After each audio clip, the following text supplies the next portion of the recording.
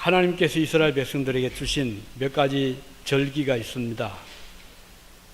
그것은 유월절이 있고 칠칠절, 또 초막절, 그리고 하나 더 수장절이라고 하는 절기들이 있습니다. 유월절은 이스라엘 백성들이 애굽에서 나와 종살이 하다가 나와서 자유와 해방을 기념해서 지키는 절기였죠. 칠칠절이라는 것은 다른 말로 맥추절이라고도 했고 또는 초실절이라고도 했으며, 또 신약에 와서는 오순절이라는 같은 절기인데요. 자, 칠칠절, 맥추절, 초실절, 오순절 같은 말입니다. 이날은 여름 곡식을 대표하는 밀과 보리를 거두어서 추수를 하여 그 첫 단을 하나님께 드리는 뜻깊은 절기입니다.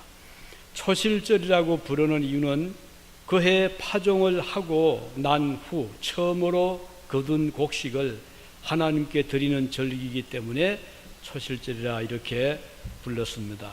곡식을 거둔 다음에 감사하는 이 절기, 초실절이 있고, 또 하나는 수장절이라고 하는 절기가 있습니다. 이 절기는 가을에 곡식을 거둔 다음에 하나님께 감사하는, 우리나라에서는 추수감사절이라고도 부르는 절기죠. 오늘 본문에 보면 수장절을 새 말에는 수장절을 지키라. 그 말은 이제 한 해의 끝에 마지막 이제 추수를 한 다음에 수장절을 지키라 이렇게 말씀을 하셨습니다. 그러나 오늘 우리가 생각하고자 하는 것은 이 초실절이죠. 또는 맥추감사절. 우리 한국에는 춘궁기라는 그 때가 있었습니다. 요즘은 아마 한 해 흘러간 역사로 생각할지 모르겠지만, 저희들 어릴 때만 해도 봄이 되면은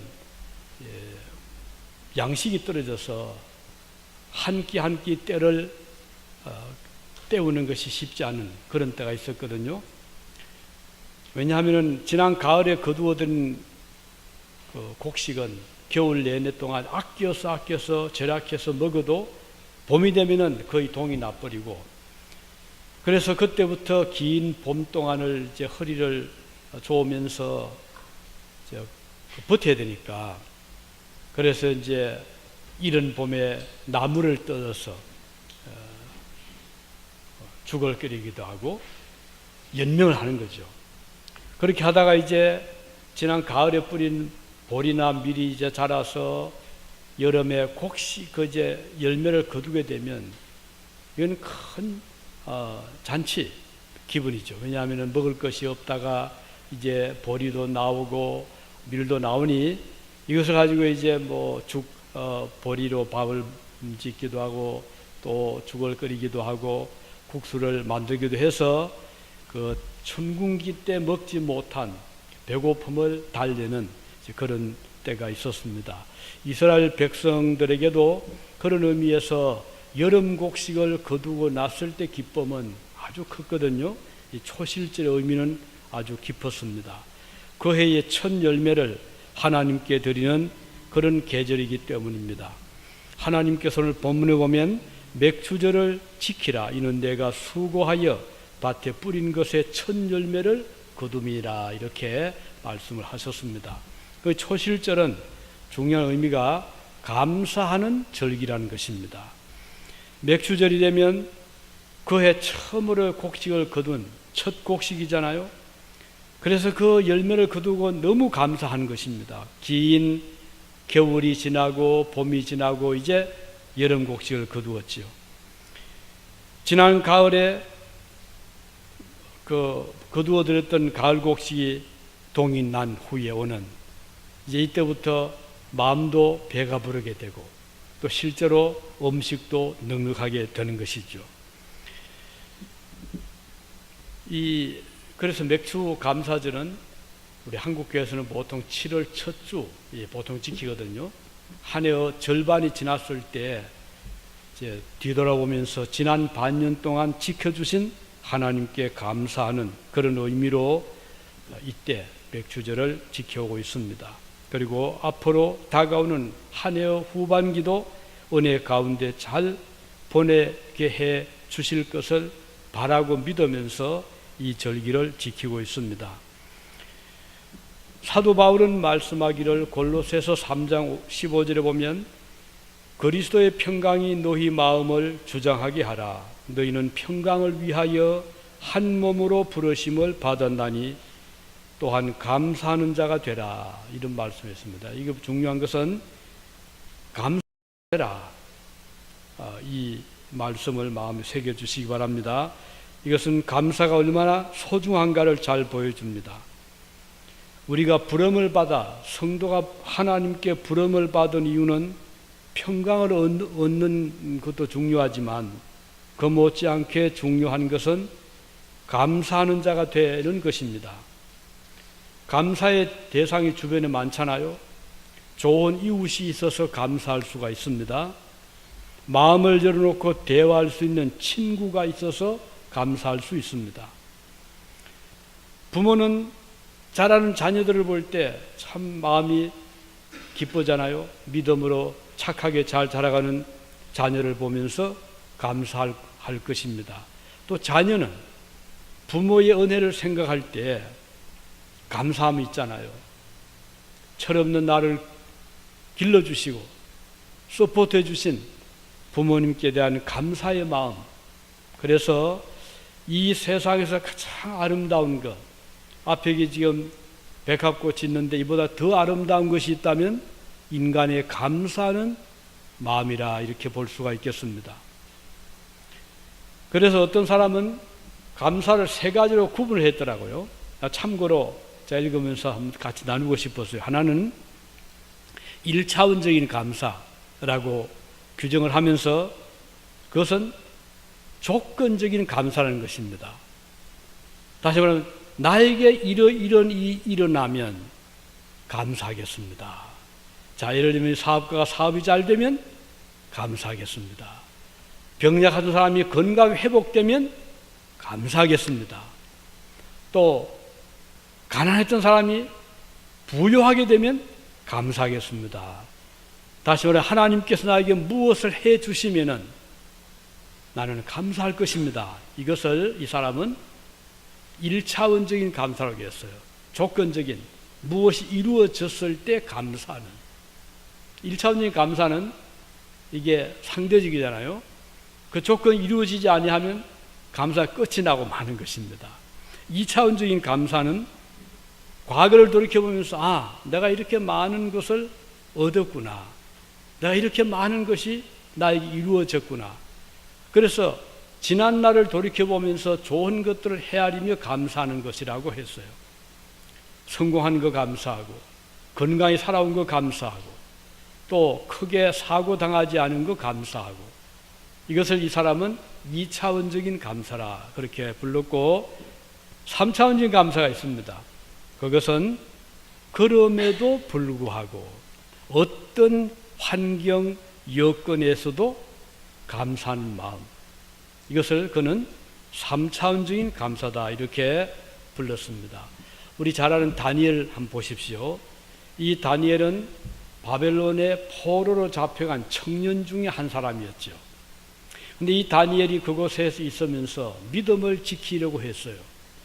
그런데 바벨론 나라의 정책은 어떤 외국에서 데리고 온 사람이라도 그들이 어떤 신을 섬겼든지 바벨론에 들어와서는 지금부터는 바벨론이 추구하는 정책, 종교적이든 정치적이든 군사적이든 따르도록 엄격한 명령을 한 것입니다. 그것이 바로 바벨론 왕 느부갓네살이라는 왕을 신격화시키는 겁니다. 그래서 신상을 만들어 놓고 왕의 신상을 만들어 놓고 그 앞에 절을 해라 하는 명령을 내렸습니다. 요즘 북한에서 김일성이 김정일 동상을 세워놓고 그 앞에 경배하게 하듯이 그 옛날 바벨론에서도 이를 했던 것입니다. 여러분 서울에 세종대왕 상이 있잖아요. 이순신 장군 상이 있잖아요. 그런데 항상 보면은 그 위에 뭐 새들이 앉아서 놀고 거기에 뭐 오물도 그냥 뿌려놓고 그런 모습인데, 저 북한의 김일성, 김정일의 동상은요 24시간 전적으로 동상을 관리하는 자들이 배치가 되어 있어서 항상 받자마자 윤하게 하고 밤에는 조명을 시키고 거기에 한 마리의 새도 앉게 못하게 하는, 어떤 의미에서는 신격화, 동상 자체를 신으로 숨기는 그런 지금 모습을 보고 있잖아요. 그런데 옛날 바벨론에서 느부갓네살 왕을 동상을 만들어 놓고 그 앞에 절을 해라. 내국인이든 외국에서 잡아온 포로로 온 자든 할 것 없이 절을 해라 라고 할 때 그 명령은 거역할 수 없는 명령입니다. 그럼에도 불구하고 다니엘은 그 명령을 거역을 하잖아요. 그뿐인가요? 우상의 제물을 나눠주면서 먹게 했습니다. 다니엘과 세 친구들이 이것을 또 거부합니다. 결과가 어떻게 되겠어요? 죽임을 당하는 거죠. 감히 왕의 명령을 어기다니. 그래서 다니엘은 뜨거운 풀무불 속에 던지움 받기도 했고 굶주린 사자의 굴 속에 던지움 받기도 했습니다. 얼마나 위험했겠어요. 목숨을 거는 그런 지금 긴장이 있는, 자, 여기에서 하나님께서 역사하셨죠. 다니엘이 던지움 받은 풀무불의 속에서도 하나님 그를 지켜주실 때 그는 살아서 나왔잖아요. 굶주린 사자들이 그를 삼키려고 달려들 때 하나님께서 사자의 입을 막으셨잖아요. 그래서 죽지 않고 사자굴에서 머리털 하나 상하지 아니하고 살려 구원을 받아 나왔습니다. 그런데 다니엘서 6장에 보면 23절에 이런 기록이 나옵니다. 자, 실제로 그 왕은 다니엘을 참 좋아했습니다. 그래서 다니엘이 제발 죽지 않았으면 좋았다고 생각을 했거든요. 그런 밑에 신하들이 워낙 강경하게 왕을 옹위하면서 왕의 명을 어기는 자들을 살려둬서 안 됩니다 해서 어쩔 수 없이 사자굴에 던지도록 도장은 찍었지만 어떻게 살 길이 없을까 이런 생각하던 차에 하나님께서 그를 막아 살려주셨잖아요. 왕이 너무나 기뻤던 것입니다. 그래서 23절에 보면 이런 기록이 나옵니다. 왕이 심히 기뻐서 명하여 다니엘을 굴에서 올리라 하며 그들이 다니엘을 굴에서 올린즉 그 몸이 조금도 상하지 아니하였으니 이는 그가 자기 하나님을 의뢰함이었더라. 이 말씀 23절 그가 하나님을 의뢰했다. 여기서 보여주시는 것은 우리가 하나님을 의뢰하면 하나님은 절대로 그 우리가 믿는 믿음에 하나님은 실망하게 하지를 않으시는 분이라는 것입니다. 오늘도 마찬가지입니다. 여러분과 제가 하나님을 전적으로 신뢰하고 그분께 우리의 삶을 맡기면 우리의 운명을 의탁하면 하나님은 우리가 믿는 그 이상으로 안전하게 장래를 보장시켜 주신다는 약속을 하신 것입니다. 그런데 다니엘서 6장 10절에 보면 이런 말씀이 나옵니다. 다니엘이 이 조서에, 이 조서라는 것은 이제 다른 신에게 기도하지 말라는 그 조서입니다.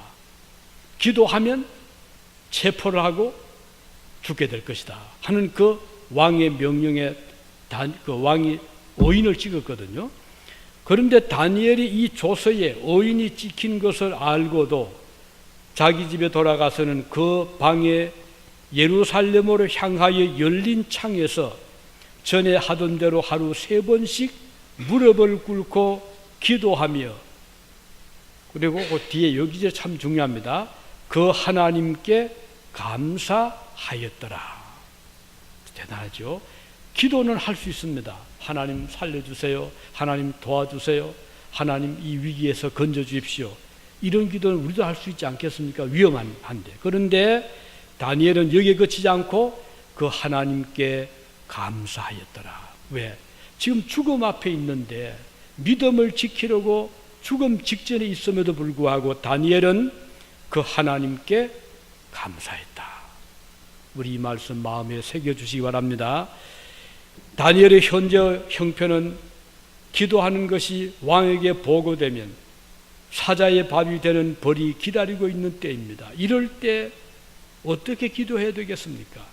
만일에 저를 보고 기도하라고 하면 저도 기도를 할 것입니다. 내용은 하나님 살려주십시오. 이게 내용일 것입니다. 그러나 다니엘은 여기에 그치지 않고 그 하나님께 감사했다. 이 말씀은 예사로운 말씀이 아닙니다. 죽음 앞에서, 마지막 운명 앞에서 하나님께 감사했다. 우리가 설령 이런 박해 때문에 죽지 않는다 하더라도 자연사를 한다고 합시다. 예를 들면 암이 들었다, 병이 들었을 때 우리가 죽음이 다가올 때 어떻게 하겠습니까? 하나님 살려주십시오. 당연하잖아요. 그런데 하나님 감사합니다 라고 할 수 있다면 그의 믿음은 정말 귀한 믿음입니다. 다니엘이 바로 그런 믿음을 가지고 있었던 것입니다. 실패했을 때, 내 뜻대로 안 되었을 때 하나님께 원망 불평 대신에 감사할 수 있다면 하나님은 그런 믿음을 아주 귀하게 보시는 것입니다. 오늘 이 초실절 맥추 감사절은 하나님께 감사드리는 절기라는 것. 이 절기를 통해서 우리의 삶에 우리 앞에 어떤 일이 닥쳐올지 모르지만, 내일을 알 수 없지만 한 가지 분명한 것은 내 삶에서 감사는 떠나지 아니하리라. 설령 내가 내 뜻대로 되지 아니하고 나의 소원이 이루어지지 않는다 하더라도 이 감사만은 나는 놓지 않겠다 하는 믿음을 가질 수 있기를 바랍니다. 그리고 또 한 가지는 이 초실절은 글자 그대로 첫 열매를 드리는 절기라는 것입니다. 이 초실절이라는 그 히브리어 단어를 보니까요, 그 뜻을 번역하면 첫 열매라는 뜻이 되고 또는 처음 익은 것이라는 뜻을 가진 단어입니다. 이것은 곡식뿐 아닙니다. 여기에 과일이 해당됩니다. 가령 포도, 그렇죠? 포도가 요즘 막 열리잖아요. 또 무화과, 이런 것들이 이스라엘 땅에 나오는 첫 열매들인데, 이런 첫 열매가 나왔을 때 참 탐스럽다, 맛있겠다 하고서 그냥 먹어 치우는 것이 아니라 그 백성들은 그것을 광주리에 담거나 그릇에 담아서 소담스럽게 담아서 제일 먼저 하나님께 감사를 드렸다는 것입니다. 자, 여기에서 첫 열매는 하나님께 드려서 성전에 가지고 갔습니다. 하나님께 드리며 감사했습니다. 그리고 그 모인, 그러니까 엄청나게 많지 않겠어요? 한두 사람이 아니라 전 백성들이 첫 열매를 전부 가지고 오니까 그걸 모아서 성전에서 섬기고 봉사하는 제사장들의 몫으로 그들의 생계를 위해서 공급을 하도록 하셨습니다. 이것은 상징적으로 곡식에서 얻는 첫 번째 수확이나 과일의 첫 열매는 하나님의 몫으로 돌리는 뜻이 있습니다. 이것은 다시 말하면 우리에게 필요한 양식을 공급하시는 분이 하나님이심을 인정하는 것이고, 그 하나님께 받은 것을 일부지만 돌려드린다는 뜻이 있는 것입니다. 열매 맺는 모든 곡식의 소유주는 창조주 하나님이심을 인정하는 것이죠. 이것은 우리 삶에 아주 중요한 삶의 자세입니다.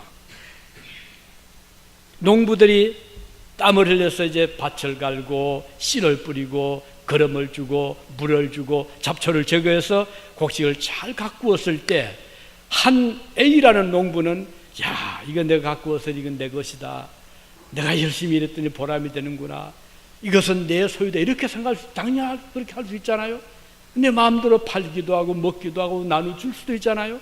B라는 농부는 꼭 같이 땀 흘려 수고를 했습니다. 창고에 모아두었습니다. 그리고 생각합니다. 이것은 비록 내가 땀 흘리고 내가 노력해서 얻은 것이지만 이 곡식의 주인은 내가 아니라 창조주 하나님이시다. 왜냐하면 하늘에 햇빛이 없었다면, 하늘에 우로가 비가 없었다면, 산소가 없었다면 내가 아무리 땀 흘려 농사를 짓는다 해도 이 곡식은 내 소리 들을 수 없는 것이 아닌가. 하나님 감사합니다. 이렇게 생각할 수 있잖아요. 자, 같은 어떤 일을 하고 나서 이렇게 생각의 차이는 다른 것입니다. 내가 했기 때문에, 내 노력 결과이기 때문에 내 것이라고 생각할 수 있습니다. 또 다른 한편으로 비록 내가 노력했지만 주인은 하나님이다. 요즘 여러분 미국에 농장이 많잖아요. 오레곤도 그렇고 워싱턴도 많은데 가보면 되게 일하는 분들이 주로 이 일꾼들 일을 합니다. 주인은 전체를 보잖아요. 그 일꾼들을 수십 명, 때로는 뭐 여러 사람이 이제 하이하는데 주로 이제 멕시칸들이 많습니다. 뭐 그 중에는 또 백인들도 있죠. 그러면 일꾼으로 제가 하이어되었습니다. 그래서 부지런히 이제 시키는 걸 합니다. 그래서 이제 땅도 파고 뭐 물도 떼주고 또 씨도 뿌리고 합니다. 농사를 잘 지었습니다. 그러면 내가 땀 흘려 일했지만 소유권은 나에게 있지 않습니다. 그렇잖아요. 나는 그저 하이어된, 나는 그냥 주인에게 일당을 받든 아니면 월급을 받든 나는 그저 돈을 받고 일해주는 일꾼을 불과하고 그 곡식의 주인은 딴 사람입니다. 오늘 여러분과 제가 하나님께서 우리에게 주신 여러 가지 은혜를 생각해 보십시다. 자, 건강, 재능, 아주 스마트한 브레인, 또는 좋은 사업, 직장, 농토, 곡식, 이런 것도 우리가 열심히 일해서 소출을 많이 얻었어요. 그런데 주인은 누굴까요? 내가 해서 내 자신을 할 수 있을까요? 엄밀히 생각하면 내가 아무리 노력해도 곡식의 종자의 생명은 내가 만든 게 아니잖아요. 그렇잖아요? 여러분들이 열심히 일을 하지만 여러분들이 스마트한 브레인, 경영의 능력을 스스로 여러분이 만드셨나요? 하나님 주신 거잖아요. 시간을 내가 만들었나요? 하나님 주신 거잖아요. 모든 분야에 하나님이 주시지 않은 것이 아무것도 없습니다. 아무리 좋은 곡식을 심고 거름을 줘도요, 태양을 딱 가려보십시오. 곡식이 안 됩니다. 동물 살지 못합니다. 사람도 태양 없는 곳에서 건강하게 살 수가 없어요. 다시 말하면 우리의 생사화복은 전능하신 주님의 손에 있어 우리는 알아야 되는 것입니다. 그러면 나의 나 된 것은 하나님 은혜다.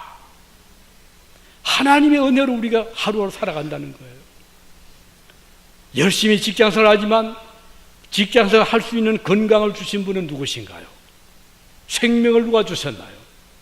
우리는 일꾼에 불과합니다. 농장에서 일하는 일꾼에 불과하고 원주인은 따로 있듯이 오늘 우주 만물의 주인은 우주 만물을 지으신 하나님이시고, 따라서 우리는 모든 물질의 원소유주는 내가 아님을 바로 알 때 아무리 재벌이 되어도 교만하지 않게 됩니다.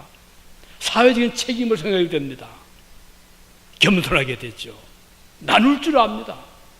만일에 내가 주는 생각하면 내 건데, 그러면 내가 그걸 지배하려고 그래요. 내 소유기 때문에 인색하게 되고 교만하게 되고, 그것은 굉장한 삶의 방향을 결정지어 주거든요. 그래서 성경은 우리 하나님이 주인이라는 의식을 항상 강조합니다. 어느 주님이 농부의 비유를 말씀하시죠. 어느 농부가 농사를 잘 지었습니다. 그에 따라서 풍년이 왔습니다. 얼마나 곡식이 많은지 창고가 모자랍니다. 그래서 이 농부는 창고를 더 크게 지으면서 가득히 안에 집어넣고는 스스로 말합니다. 내 영혼아, 이제 편안히 먹고 쉬고 놀자. 내가 3년을 일하여도 이것을 다 먹을 수가 없도록 많구나 라고 혼자 말합니다.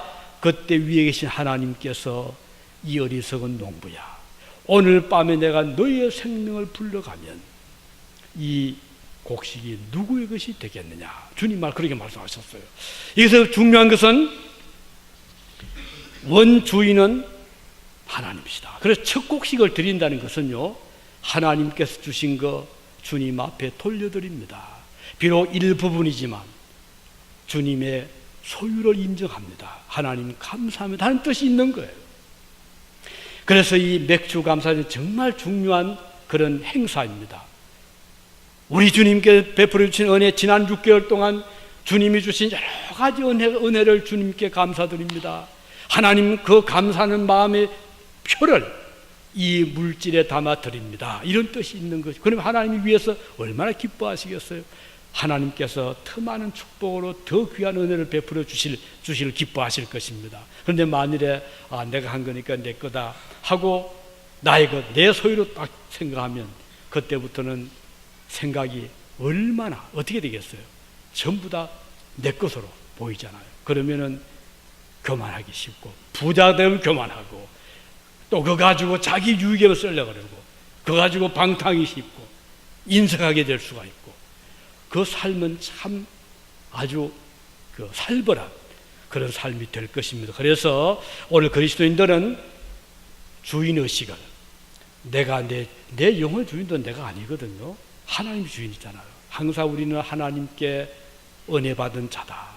내 주인은 하나님, 내 영혼의 주인 하나님이시고, 육신의 주인 하나님이시고, 나의 물질의 주인도 하나님이십니다. 나는 다만 청지기에 불과하다. 하나님이 얼마 동안 맡겨주셔서 내가 살아있을 동안 이 물질을 관리하다가, 이 건강을 관리하다가, 이 시간을 관리하다가 주님께서 오늘이라도 오라고 하면 다 주님께 맡기고 우리 가야 되잖아요. 이런 사람은요, 마음이 참 기쁩니다. 왜? 하나님께 날 책임져 주시거든요. 내가 가난해도 주님은 필요를 다 주실 거다. 우리 하나님께서 주신단 말이죠. 또 내가 아무리 부유해도 내가 다 쓸 거 아닌가 알잖아요. 그러니까 이것 때문에 내가 그렇게 물질 노예가 종이 되질 않습니다. 가장 선용할 수 있는 지혜를 구하게 되는 것이죠. 이제 마지막으로 이 초실절의 또 하나의 의미는 첫 열매잖아요. 성경에 보면 첫 열매를 예수 그리스도의 부활의 첫 열매로 말씀하고 있습니다. 자, 우리 모두는 하나님께서 지으신 피조물들입니다. 그런데 우리 모두의 주님께서 여러 가지 은혜를 베풀어서 이제 일을 하게 하시잖아요. 우리는 각자 자기의 분야에 일을 합니다. 어떤 사람은 가령 사업을 하고, 어떤 사람은 공부를 하고, 어떤 사람은 또 어떤 자기의 어떤 그 재능을 가지고 예술 활동을 하고, 그런데 각 분야에서 좋은 그런 결과가 나오면 너무 좋죠.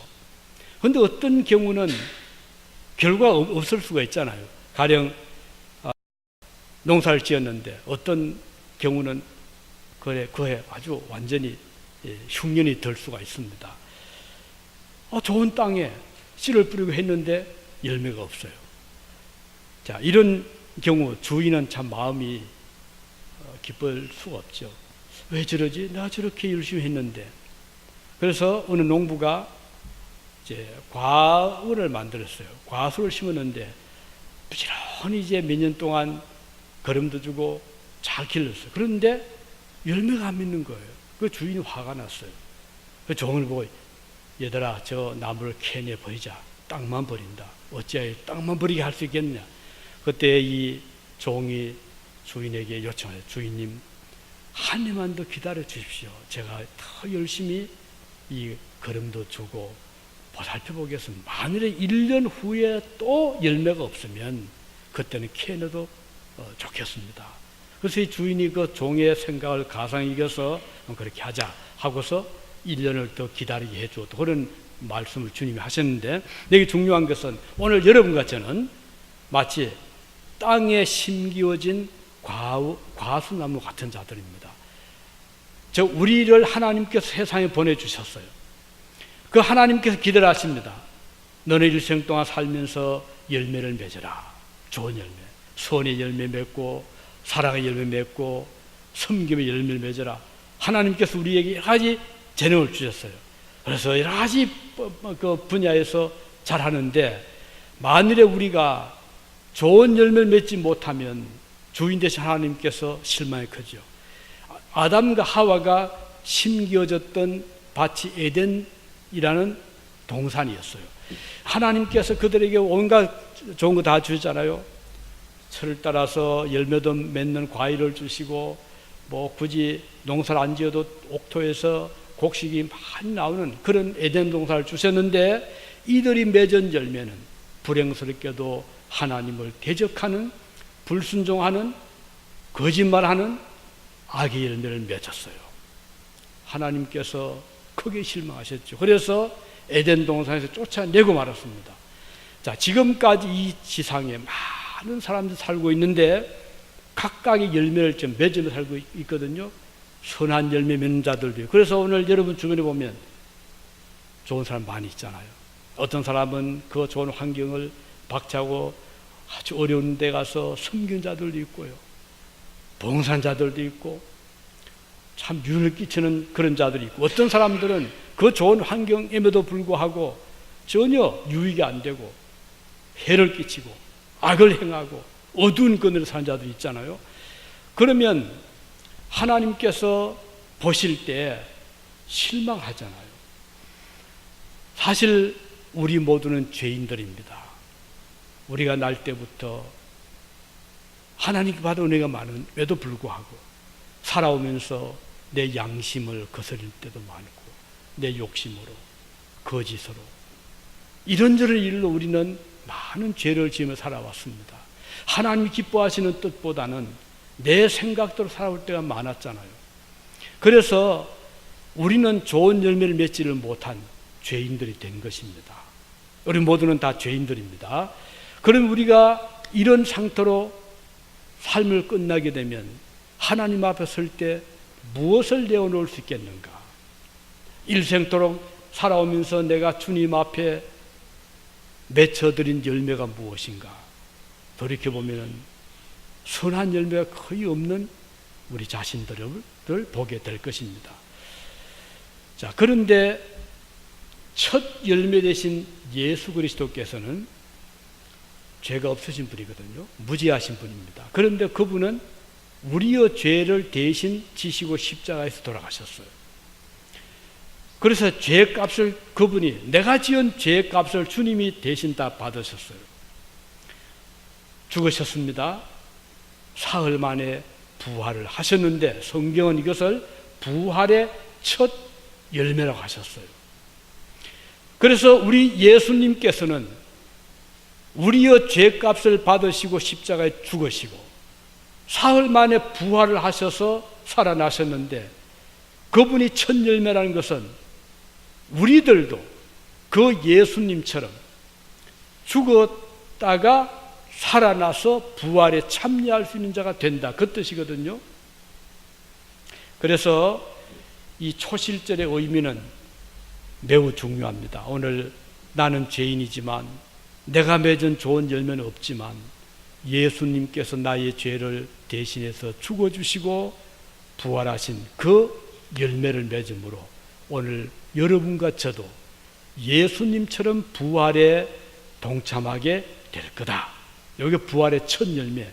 곡식을 뿌려보면 어떤 건 조금 먼저 익습니다. 첫 열매잖아요. 어떤 것은 좀 늦게 익습니다.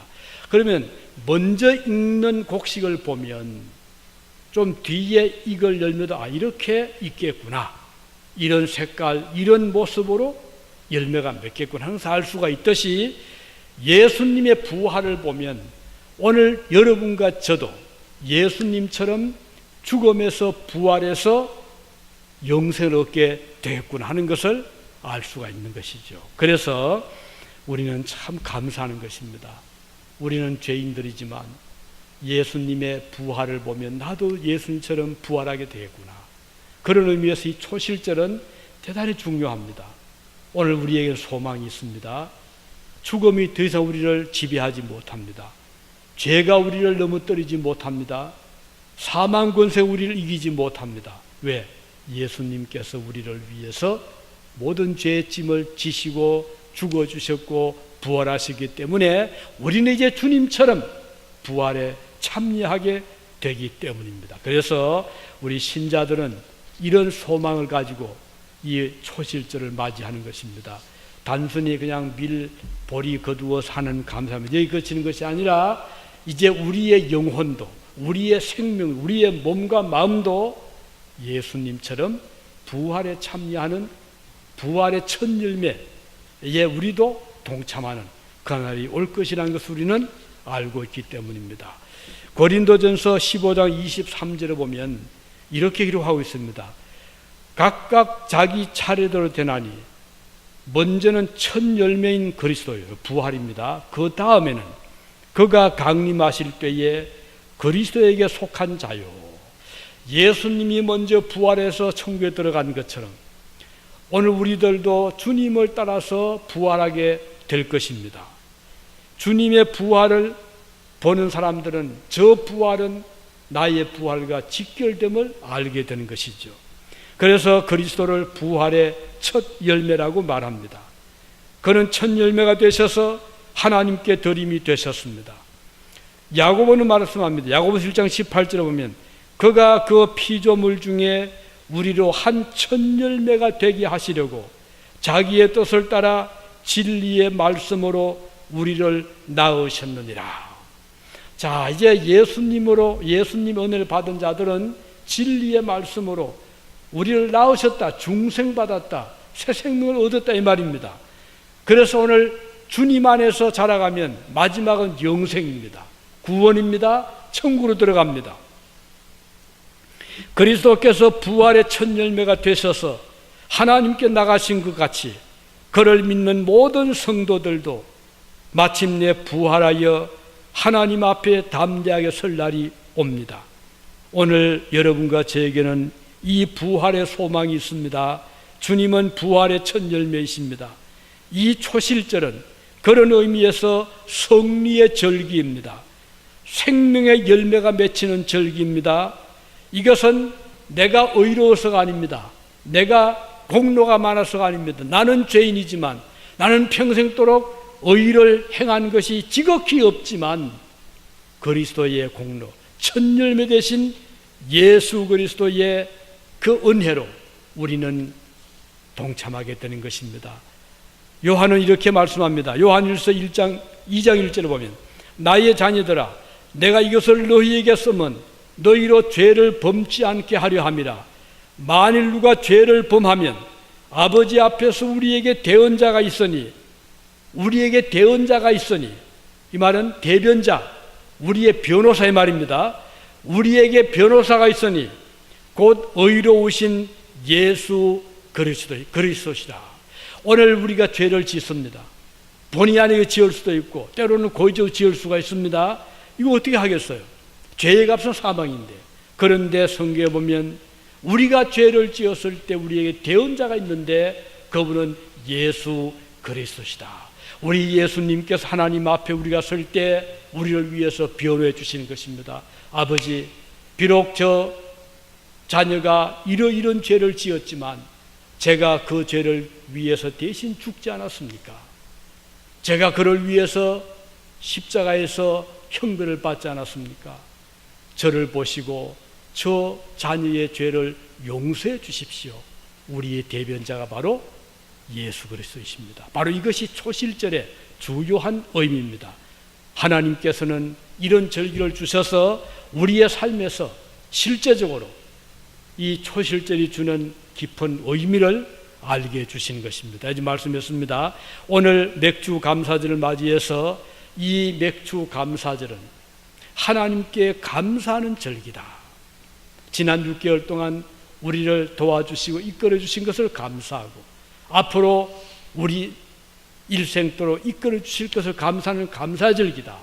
두 번째는 전체를 드리는 첫 열매다. 하나의 상징적으로 지극히 적은 부분이지만 하나님의 몫인 것을 인정하는 것이다. 하나님의 소유권을 인정하는 것이다. 우리의 모든 받은 것은 내 것이 아니고 원주인은 하나님이십니다.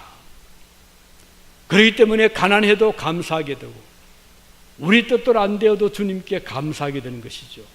마지막으로 이 초실절은 예수 그리스도의 부활에 동참하는 구원의 약속을 주신 하나님의 큰 선물임을 우리에게 말씀해 주시는 것입니다.